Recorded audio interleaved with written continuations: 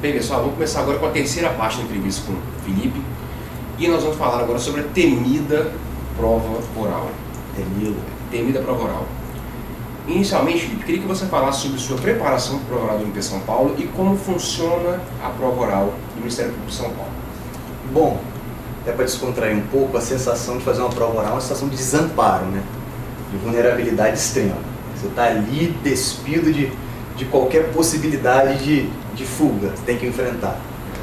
Então é muito bom buscar um auxílio para se preparar para esse momento. Tenho colegas que se sagraram vencedores aí nessa vida de concursos que não fizeram essa preparação. Particularmente não acho isso muito legal, aplaudo, acho que é uma coragem notável. Por exemplo, o Marcelo Bressan, nosso amigo que é juiz aqui do Espírito Santo e foi juiz também no Rio de Janeiro, também em Pernambuco, né? O cara foi juiz do Brasil. Ele não fez preparação e passou, e é isso aí, é muito bom. Mas ele tinha uma dicção muito boa e um jogo de cintura também notável. Bom, eu não fui por esse caminho e eu fiz preparação, assim como o Leopoldo e vários colegas nossos, para a prova oral. Fiz a Rogéria Guida no Rio de Janeiro, eles não têm a parte jurídica, eles não dão feedback jurídico, é só de oratório com as fonoaudiólogas.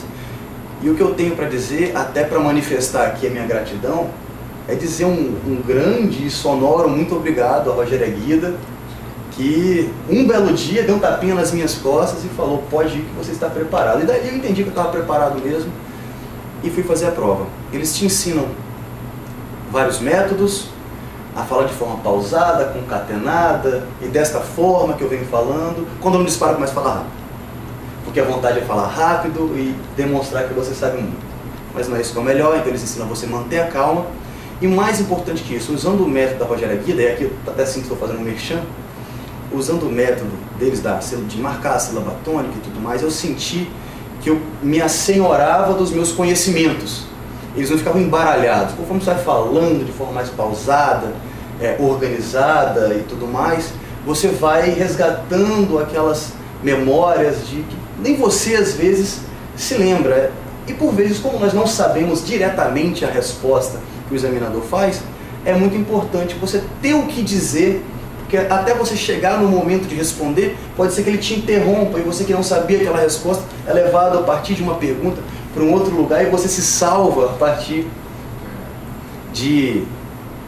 da oratória, a partir do desenvolvimento de um raciocínio que chegaria em algum lugar, em alguma resposta que fatalmente não chega porque você não sabia e ainda é conduzido para um outro lugar. Então, eu recomendo os cursos de oratória. Nós sabemos que existem vários no Brasil, sem citar os nomes, mas eu lembro que tem em Brasília um da Isabel, eu lembro que tem o Francisco em Minas, sei que tem um em Santa Catarina, sei vários cursos. Aqui no Espírito Santo também tem.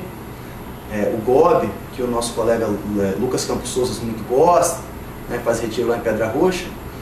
E então eu recomendo o curso de oratória. A prova de São Paulo, os examinadores, eles subdividem as matérias e normalmente o máximo de 10 a 15 minutos, normalmente de 15 minutos por examinador. A prova dura 1 hora e você passa por todos os examinadores em todas as matérias. Eu acho que não tem muito o que comentar especificamente. Apenas eu gosto do curso de oratória e a minha sugestão fica aí no Rogéria Guida, que eu sou muito grato. Essa questão do pronto sortear na hora é uma diferença para a magistratura, em que nós sorteamos 24 horas antes do ponto, você consegue estudar de uma forma. Como que é o estudo para essa questão? Você fazia treino com seus amigos? Você, nesse caso, sorteava pontos na hora e fazia? Como que era a preparação? Essa preparação com um amigo ou com alguém que esteja no concurso também, nessa fase? Vamos lá. Para começar, o treino da fase oral, do exame oral, eu penso que é o estudo mais importante, é a preparação mais importante que deve anteceder a data da realização da prova.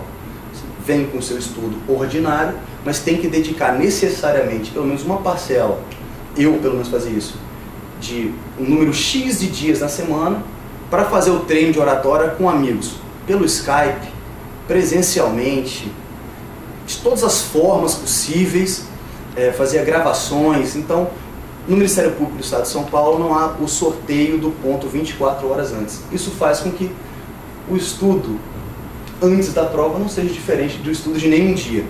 O que eu fiz de diferente é concentrar nos dias que antecediam a prova treinos maciços de oratória.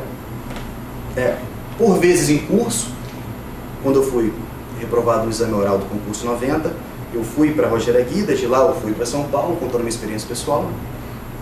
No último concurso eu era defensor aqui no estado do Espírito Santo, não tinha condições de viajar, então eu treinei basicamente com o Leopoldo, com o Valdir, com esse colega que é magistrado em São Paulo, com o Lucas Souza, e com vários amigos que também estavam envolvidos em concurso, onde eu era sabatinado por horas a fio, eu digo horas mesmo.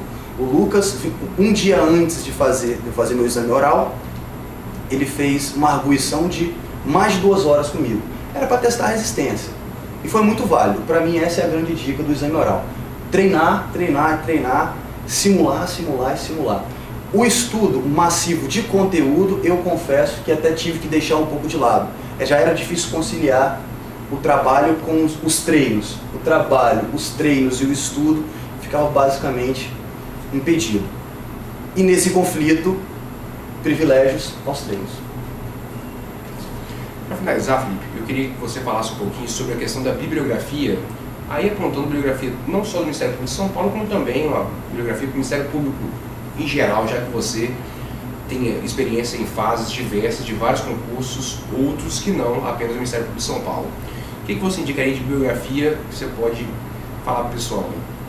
Bom, inicialmente, embora não seja bibliografia propriamente dito, fica aqui também o meu agradecimento ao professor Márcio do Dizer o Direito, era a base do meu estudo. Se eu não estava estudando, pelo menos o Dizer o Direito, eu li, que é uma forma de estudo, é óbvio, era a primeira missão do dia. Era acordar, abrir os olhos, higiene, café da manhã e dizer o direito, por assim dizer. A bibliografia ela é muito relevante, sobretudo em concurso do Ministério Público. De uma forma geral, eu lia todas as matérias em resumos. Não tinha tempo de ler os livros.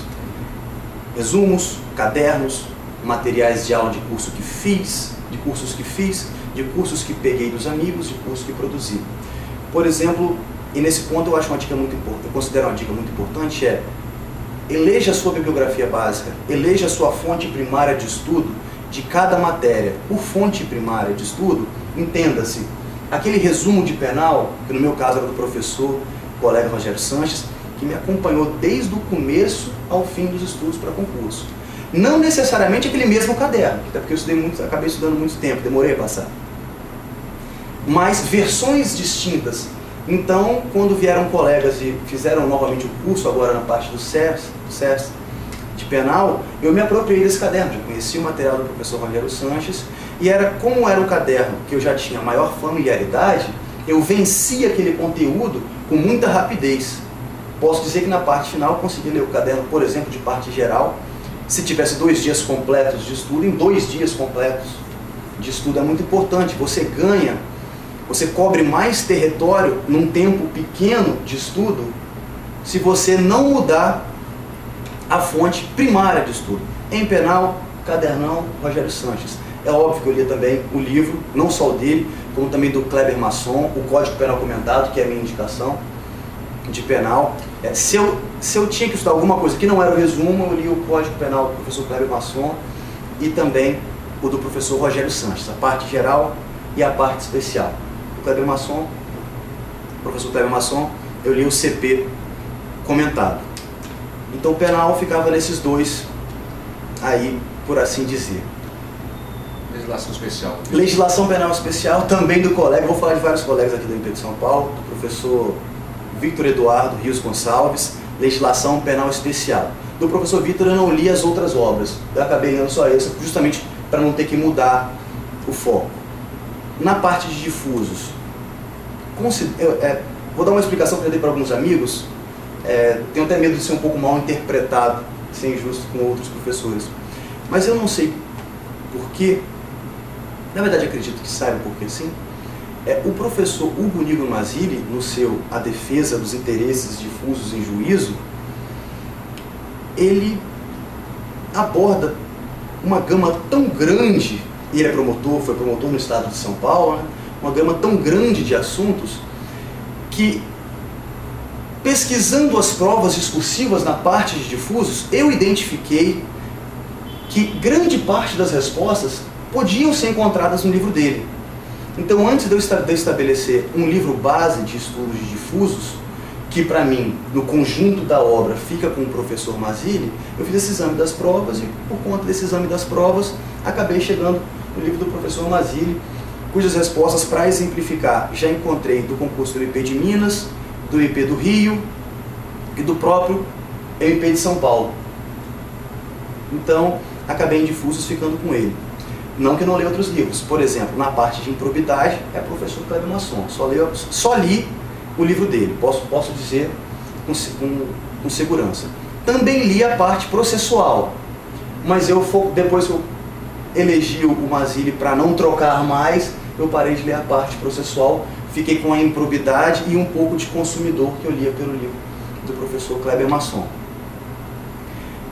Consumidor, professor Kleber Masson e Felipe Peixoto Braga. ECA, eu lia a sinopse da Juspodium e resumos, aí eu focalizava mais em resumos. Eleitoral, sinopse da Juspodium, professor Jaime. Isso? Jaime Barretos. Isso. Jaime Barretos. Processo penal, duas possibilidades. Para começar, o caderno base sempre foi do Renato Brasileiro, desde sempre. Esse eu nunca troquei. O livro eu li do professor Renato, mas como o livro é muito grande, não tinha como ler sempre, lia praticamente trechos, ficava mais no resumo e na jurisprudência. E particularmente gosto muito do livro do professor Nestor Távora, do Rio Grande do Sul, professor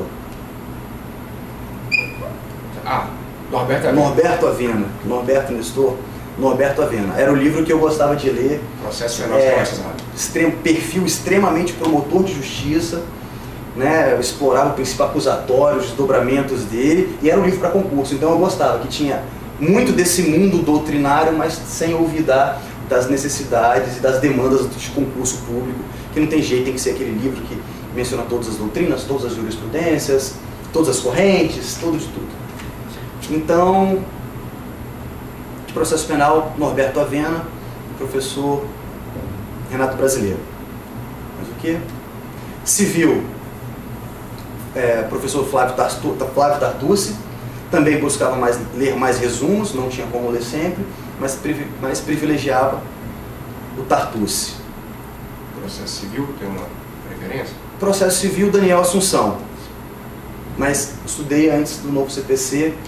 No CPC atual, confesso que não sei se ficaria com ele ou se mudaria. Teria que dar uma olhada no livro antes. O que está faltando? As matérias são menos importantes. Tributário, empresarial, essas matérias elas eram feitas de que forma? O estudo delas era feito de que forma? Tributário, Ricardo Alexandre.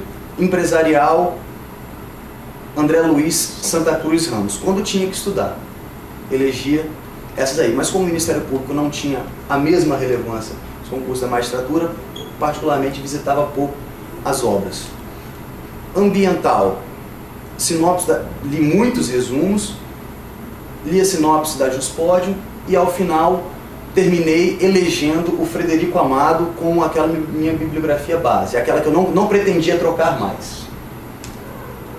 Você acha que é necessário ler a obra toda do Frederico Amado ou basta ler, que na verdade antigamente, a época era o resumo de direito ambiental esquematizado e o livro de direito ambiental esquematizado.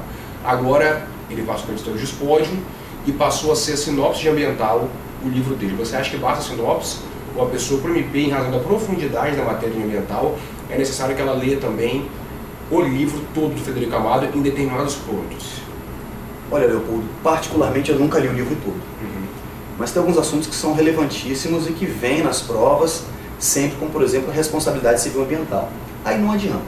Pegue o livro grande, aquele que explora mais as matérias, aquele que tem maior densidade de conteúdo e vá por ele. Era o que eu fazia. Então não lia os livros de ambiental todos. Por exemplo, do Sistema Nacional de Unidade de Conservação, poucas vezes eu fui além da lei seca. Apenas as divergências, né? Com certeza, com certeza. Em relação à prática, você teria alguma indicação? Prática penal